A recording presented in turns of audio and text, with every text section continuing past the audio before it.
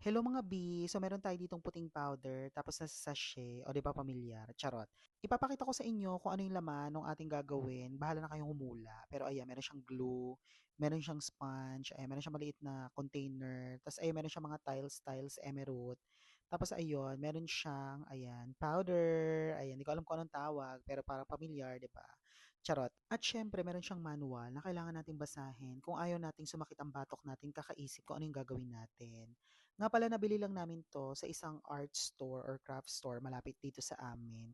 At bilang tamad tayo, gumamit tayo ng sapin sa lamesa para at least kahit gaano kadumi yan, madali lang yan linisin mamaya, gano'n.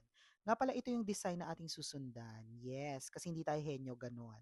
At ayun na nga mga be, nagsimula na ako maghiwa-hiwalay ng mga tiles na yan. Diyos ko, inabot ako ng mga 30 to 45 minutes sa paghihiwalay niyan. Habang yung kasama ko eto, nag-uumpisa na siyang magdikit ng kanyang mga tiles. O 'di ba? Nako, sana all. Pero ayun, wala tayong choice. Sa awa ng Diyos, nahiwalay ko naman siya ng maayos. Ayan. Ayan yung mga kulay. Tapos ayan na yung glue, ni-ready ko na siya.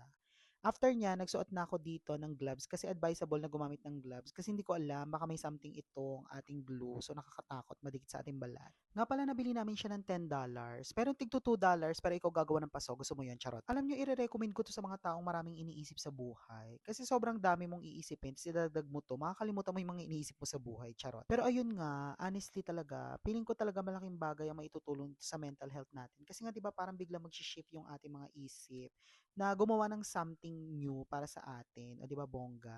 Tapos ito pala yung itsura niya pagkatapos, o 'di ba? Hindi siya maganda, charot. Pero trust the process, gaganda din 'yan, gano'n. Bali 5 minutes pala yung inantay natin dito para sigurado natin na tuyo na yung glue at nakadikit na yung mga tiles. After nun, magre-repack na tayo ng white powder. Nakalimutan ko yung pangalan niyang white powder na yan, pero familiar, charing. Pero ayun na nga, simple lang yung gagawin mo. Haluan mo lang siya ng tubig, tapos make sure mo na dapat magmukhang paste yung kanyang itsura. Tapos ilagay mo sa foil, tapos hindihan mo. Charot, iba yon, mali yon. Pero ayun nga, kapag mukha na siyang paste, ayan, ipahid mo lang siya dun sa mga bakanting spaces ng yung paso. Siguraduhin mong wala ng space na matitira.